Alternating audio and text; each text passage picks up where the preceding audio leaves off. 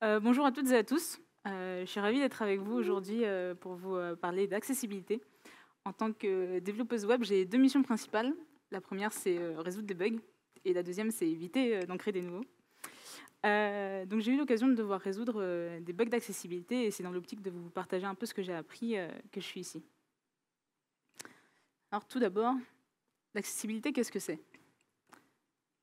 L'accessibilité, c'est garantir l'accès aux informations et aux fonctionnalités d'une application pour n'importe qui, n'importe quand.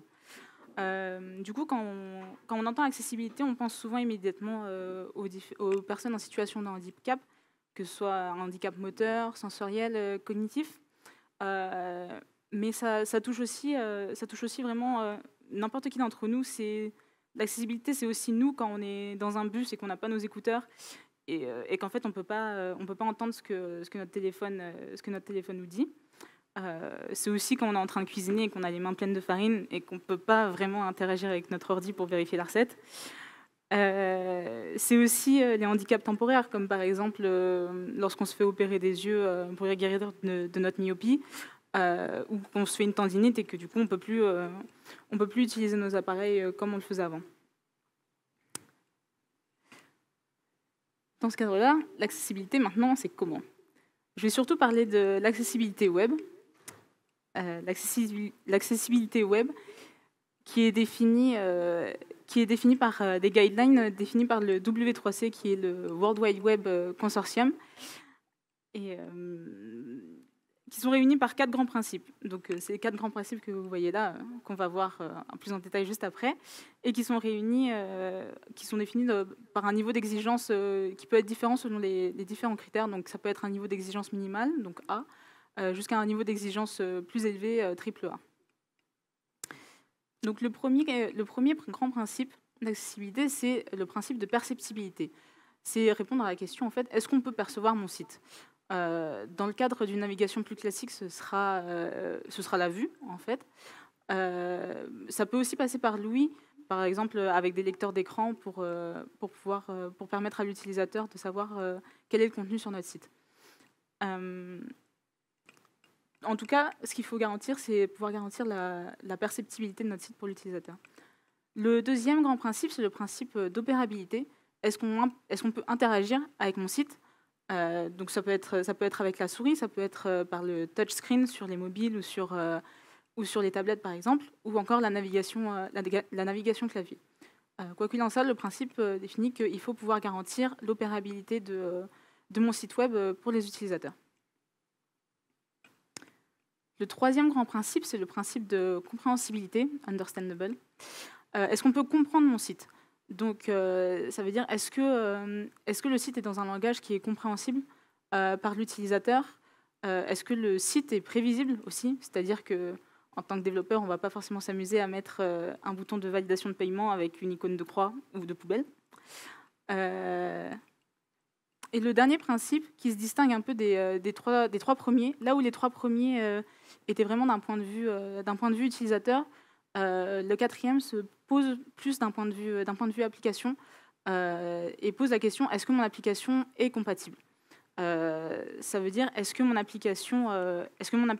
mon site web, par exemple, peut tourner sur un ordinateur sous Windows XP? Est-ce que mon site web est compréhensible par les logiciels de lecteur d'écran, etc.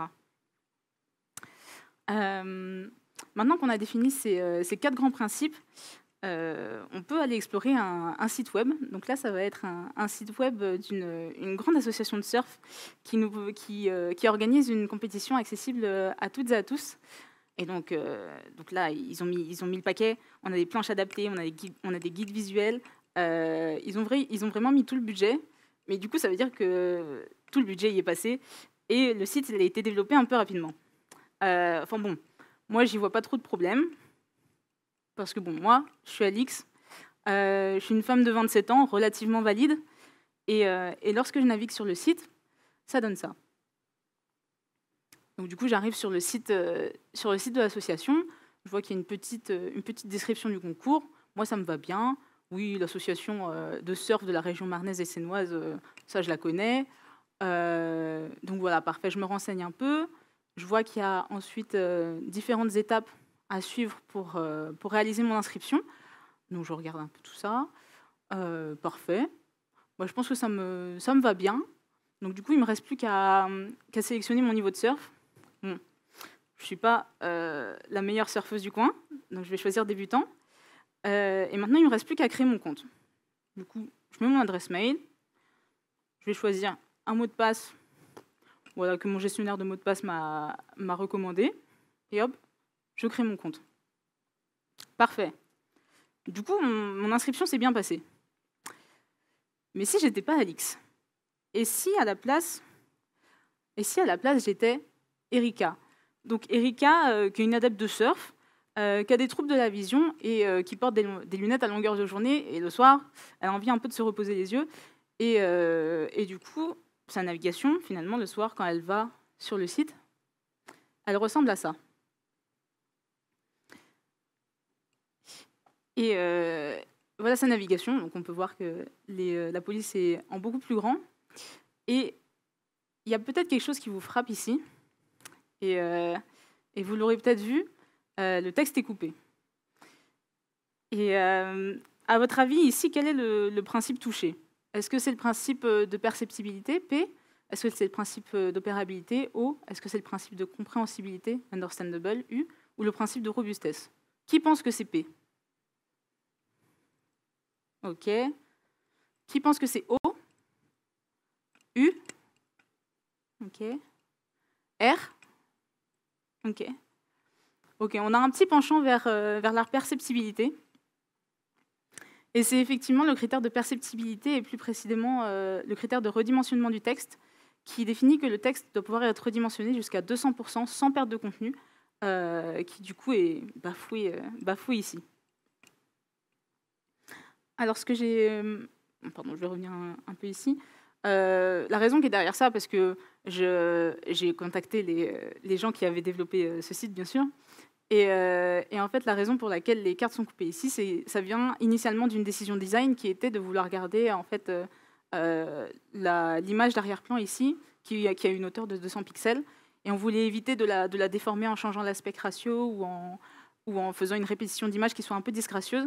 Et donc, en fait, la solution qu'ils ont prise, c'est de fixer la taille des cartes. Mais du coup, lorsqu'on augmente la taille de la police, ben, ça cause ce genre de problème. Moi, le fixe que j'ai réalisé ici, c'est de supprimer la hauteur maximum de ces cartes-là pour qu'elles puissent prendre autant de taille qu'il y a besoin pour afficher l'intégralité du texte et pour résoudre un peu le problème design qui était derrière ce choix initial.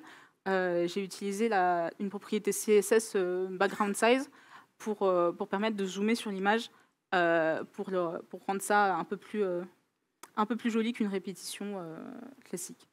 Donc, avec ce fixe, voilà maintenant à quoi ressemble la navigation d'Erika, qui peut désormais pouvoir vraiment naviguer sur le site et pouvoir continuer son inscription. Et si maintenant j'étais Bernard? Alors Bernard, c'est pas un expert du surf. À vrai dire, c'est pour sa petite fille qui est très fan de ça, il avait entendu parler du site et il voulait un peu se renseigner pour pouvoir l'envoyer à sa petite fille. Du coup, la navigation de Bernard, à quoi est-ce qu'elle ressemble? La navigation de Bernard, elle ressemble à ça. Et donc, il lit la description, et puis il arrive là, et puis on sent qu'il bute un peu, et finalement, il a l'air un peu perplexe par cette description-là.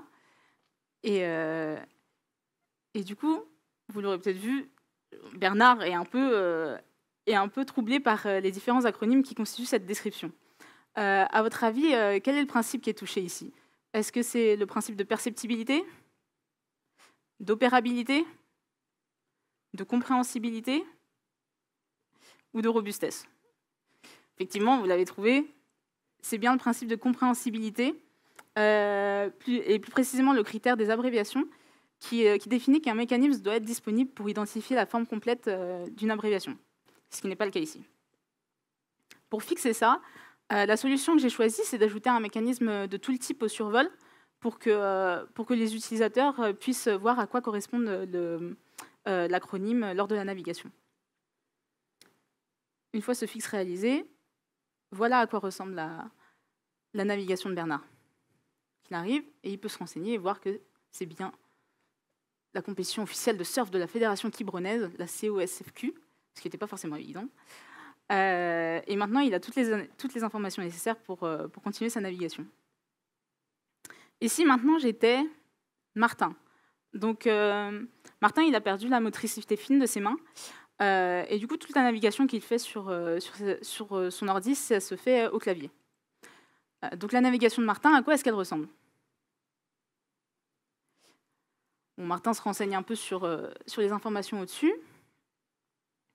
Et lorsqu'il veut aller choisir son niveau de surf, il veut sélectionner. Mais là, c'était pas le choix qu'il voulait prendre. Et pour mieux comprendre, je vais vous illustrer un peu le comportement standard d'un radiogroupe à la navigation clavier. En fait, normalement, un radiogroupe, lorsqu'on le focus, on le focus avec la tabulation. Et après, pour naviguer à l'intérieur du radiogroupe, on va utiliser la flèche. Donc là, je vais focus avec la tabulation et je vais descendre d'un cran avec la flèche. Donc ça, c'est le comportement standard d'un radiogroupe en web. Et pour comparer, voici le comportement de notre application. Donc là, je fais Tab, et là, je fais la flèche du bas, et j'ai immédiatement ça qui s'affiche. Donc là, non, la suivante, super. Du coup, là, quel principe est touché? Parce que ici, Martin ne peut pas sélectionner l'option qui lui correspond. Est-ce que c'est le principe de perceptibilité? Est-ce que c'est le principe d'opérabilité? Est-ce que c'est le principe de compréhensibilité? Ou est-ce que c'est le principe de robustesse? De manière assez unanime, effectivement, vous aurez trouvé que c'est le principe d'opérabilité, et plus précisément le critère du clavier, qui implique que toutes les fonctionnalités du contenu doivent être utilisables à l'aide d'une interface clavier, ce qui n'est pas le cas ici. Donc là, en l'occurrence, pour fixer ça, ce que j'ai fait, c'est que j'ai remplacé le radiogroupe, qui est donc ce groupe de boutons sous forme de cercle, par un groupe de boutons classiques rectangulaires. Ce qui va permettre à Martin de pouvoir naviguer plus aisément à l'intérieur. Donc une fois ce fixe fait, voilà à quoi ressemble la navigation de Martin. Du coup, là, Martin peut naviguer aisément entre les différentes options et choisir la sienne uniquement quand il est dessus. Et donc là, il peut finir son inscription sans problème et il n'y a pas de souci. Et si maintenant j'étais Céline? Alors Céline, c'est une grande compétitrice de surf et dès qu'elle voit une compète, elle veut s'y inscrire. Et du coup, à quoi ressemble la navigation de Céline lorsqu'elle veut s'inscrire à la compétition? Donc elle choisit son niveau de surf et puis elle crée son compte. Donc là, elle renseigne ses informations, son mail, elle choisit un mot de passe. Et puis là, elle a des petits problèmes pour trouver un mot de passe adapté pour le site. Et elle n'arrive pas à s'inscrire à cause de ce mot de passe qui n'est pas accepté. À votre avis, ici, quel principe est touché? Est-ce que c'est le principe de perceptibilité? Est-ce que c'est le principe d'opérabilité? Le principe de compréhensibilité? Ou le principe de robustesse? Ok. C'est un peu plus partagé, je vois. Ici, c'est effectivement le principe de compréhensibilité qui n'est pas respecté. Parce qu'en fait, Céline ne sait pas pourquoi, ne comprend pas pourquoi son mot de passe n'est pas accepté par le site. Et c'est le critère de suggestion après une erreur, plus précisément, qui indique que si une erreur de saisie est automatiquement détectée et que des suggestions de correction sont connues, alors ces suggestions sont proposées à l'utilisateur. Ce n'est pas le cas ici, parce qu'on a juste mot de passe invalide. OK, mais pourquoi? Donc le fixe ici est assez simple, et c'est juste de mettre un message d'erreur qui est plus explicite, de dire qu'a besoin de contenir le mot de passe pour pouvoir être accepté. Donc une fois ce fixe réalisé, la navigation de Céline ressemble à ça.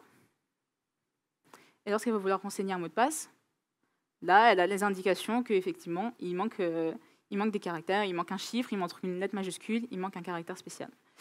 Et donc maintenant, Céline peut créer son compte et s'inscrire. Voilà différents exemples de bugs d'accessibilité que j'ai pu parfois rencontrer. Pour conclure,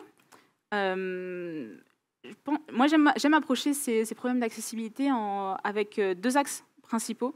Le premier, c'est d'identifier comment identifier les potentiels problèmes d'accessibilité dans votre application. Et ça passe d'abord par tester votre application, tester la navigation clavier, tester les lecteurs d'écran. Sur macOS, c'est directement dans les paramètres, ça s'appelle VoiceOver. Sur Windows, il y a un logiciel qui s'appelle NVDA pour tester les lecteurs d'écran.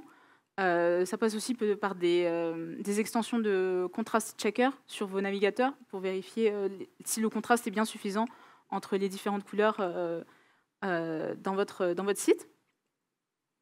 Et ça passe aussi par vous poser ces questions-là, les questions qui correspondent à chacun des 4 grands principes. Est-ce qu'on peut percevoir mon site?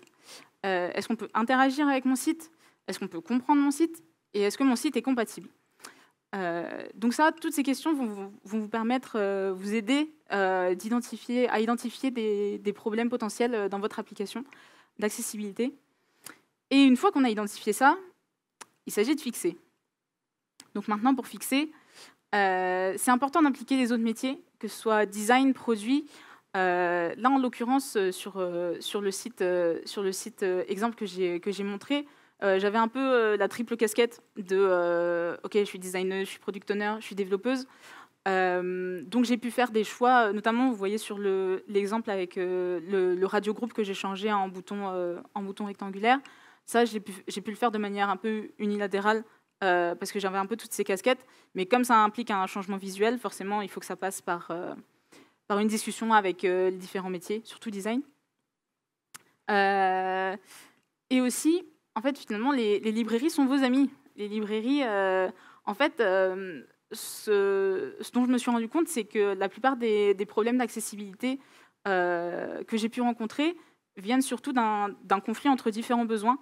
Là, en l'occurrence, sur l'exemple avec l'image en arrière-plan, on avait un conflit entre le besoin design et le besoin fonctionnel de pouvoir visualiser le contenu. Et c'est finalement, en fait, si on n'avait pas ces conflits-là et qu'on utilisait des composants qui sortent de librairie, là, en l'occurrence, j'avais utilisé Material UI.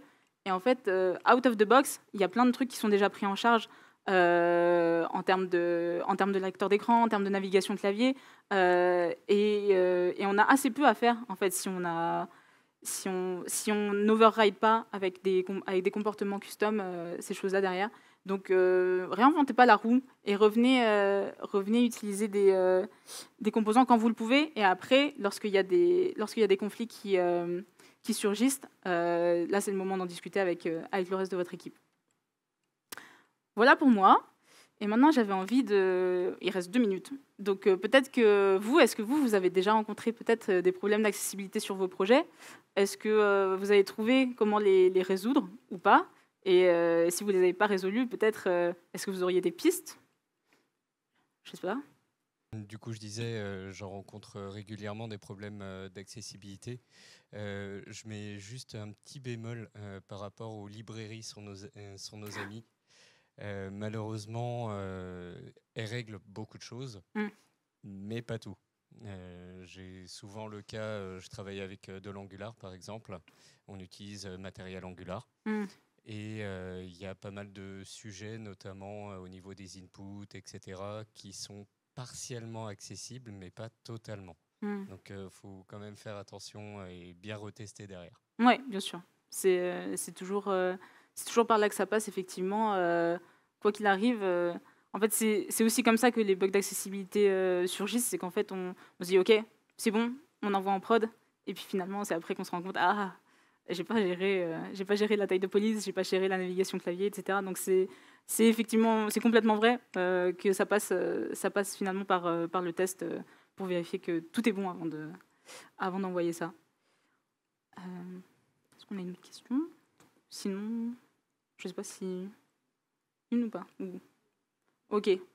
Avant de finir, j'aimerais juste dire un grand merci à la Guilde d'accessibilité de Théodo, l'entreprise dont je fais partie. Donc ici, vous pouvez voir différents articles qu'ils ont écrits. N'hésitez pas, si le sujet vous intéresse, à aller sur le blog de Théodo ou de Théodo Apps pour en savoir plus. Et sur ce, merci beaucoup d'être venu et de m'avoir écouté. Et n'hésitez pas, si jamais vous voulez plus discuter après ou par mail, à m'envoyer un message. Merci beaucoup.